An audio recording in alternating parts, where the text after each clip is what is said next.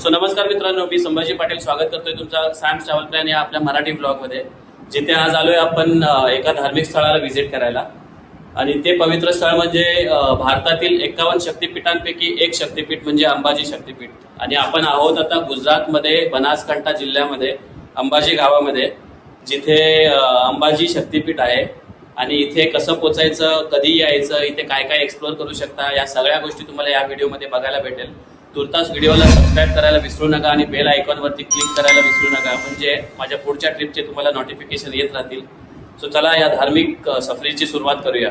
अंबाजी शक्तिपीठ जरी गुजरातमध्ये जरी आलं तरी सगळ्यात जवळचे इथे रेल्वे स्टेशन आहे आबू रोड. आणि आबू रोडपासून हे मंदिर 20 किलोमीटर आहे, जिथे लोकल ट्रान्सपोर्टेशनने तुम्ही पोचू शकता. जर बाय रोड मुंबईवरून जायचा प्लॅन असेल तर मुंबईवरून 700 किलोमीटर आहे आणि अहमदाबादवरून 200 किलोमीटर. आणि फ्लाईटने जायचं असेल तर सगळ्यात जवळचं एअरपोर्ट म्हणजे अहमदाबाद.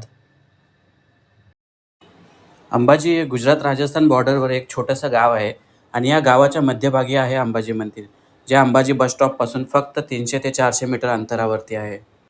सो आम्ही ज्या धर्मशालामध्ये स्टे केलेला आहे, ती धर्मशाला मंदिरापासून जवळजवळ 500 मीटर अंतरावरती आहे. आणि तुम्ही या ठिकाणी बघू शकता की मंदिराचा कळस दिसतोय. हा आहे मंदिराचा कळस आणि हे आहे मार्केट एरिया. सो या धर्मशालाची लिंक मी खाली ड्रॉप करेल. इथे आम्ही AC रूम घेतलेला, ज्याची कॉस्टिंग आहे 800 रुपये. आणि जर तुम्हाला नॉन AC हवा असेल तर 300 रुपयेमध्ये पण भेटतील, पण थोडेसे डल रूम आहेत. त्यातल्या त्यात AC वाला बरा आहे. बसस्टॉपच्या बाजूला खूप सारे छोटे छोटे धर्मशाला आणि हॉटेल्स आहेत, जिथे नॉन AC रूमचे चार्जेस आहेत 300 ते 1000 रुपयाच्या रेंजमध्ये आणि AC रूमचे चार्जेस आहेत 800 ते 1500 रुपयाच्या रेंजमध्ये. गब्बर गब्बर गब्बर गब्बर.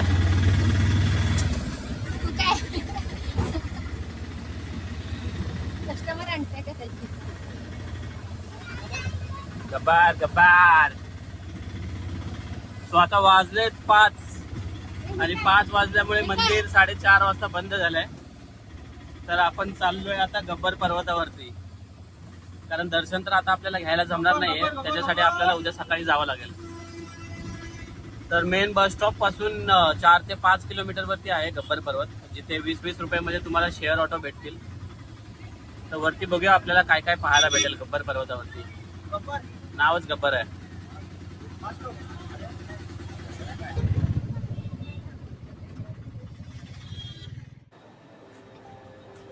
गब्बर पर्वतावर जायला 300 पायऱ्या आहेत आणि इथूनच ज्याला कोणी अंबाजी शक्तिपीठाची परिक्रमा करायची असेल तर ती परिक्रमा पण इथून चालू होते. तर 300 पायऱ्या चढायला जास्त वेळ नाही लागत, 45 मिनिटे ते 1 तासाचा अंतर आहे.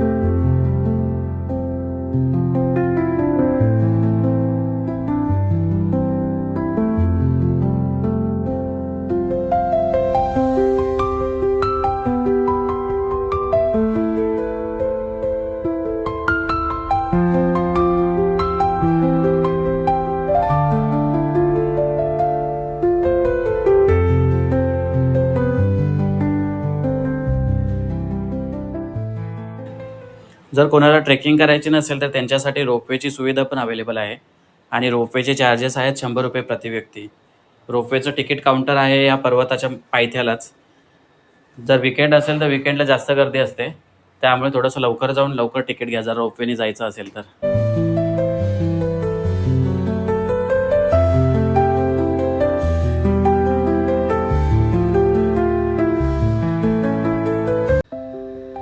या पायऱ्या चढताना वाटेमध्ये खूप सारी छोटी मंदिरं आहेत, जिथे तुम्हाला जय अंबेचा गजर ऐकायला भेटतो.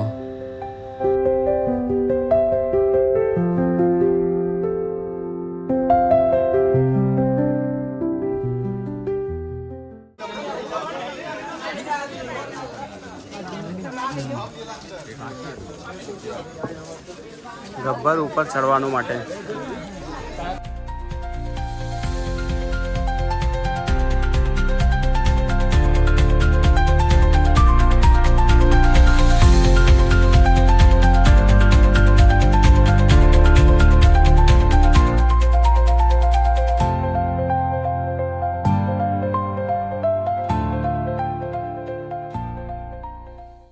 वरती जात असताना एक उजव्या साईडला शिवलिंग बघायला भेटतं, जे शेषनाग गुफाच्या आतल्या साईडला आहे.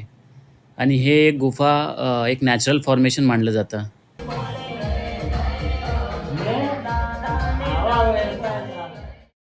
अंबाजी मंदिर हे भारतातील 51 प्रमुख शक्तिपीठपैकी एक शक्तिपीठ आहे, जिथं सती मातेचं हृदय पडलं होतं.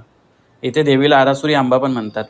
मंदिरात देवीची मूर्ती नसून श्रीयंत्र आहे, ज्याची पूजा केली जाते. या पर्वताच्या शिखरावर एक प्राचीन मंदिर आणि अखंड पेटणारा दीप आहे आणि आजही लाखो भाविक दरवर्षी इथे येऊन नतमस्तक होतात.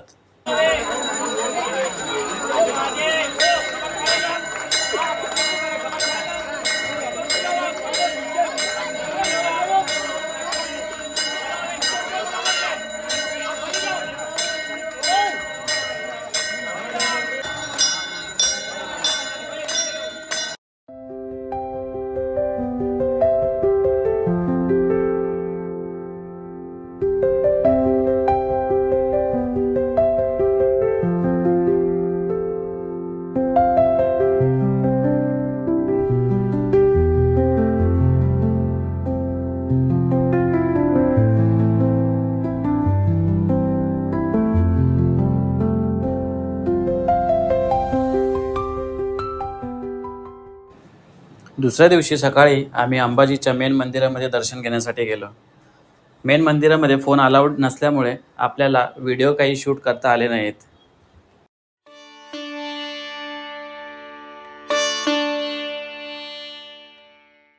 अंबाजीच्या दर्शनानंतर आजूबाजूला 10 किलोमीटरच्या रेडियसमध्ये काही महत्त्वाची मंदिरं आहेत, जिथे पण तुम्ही भेट देऊ शकता.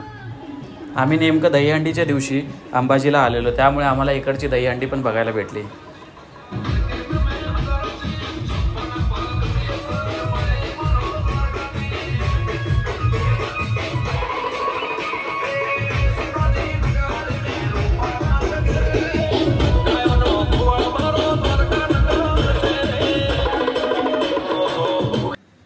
कोटेश्वर महादेव मंदिर, जे अंबाजीपासून 8 किलोमीटर अंतरावरती वसलेलं आहे.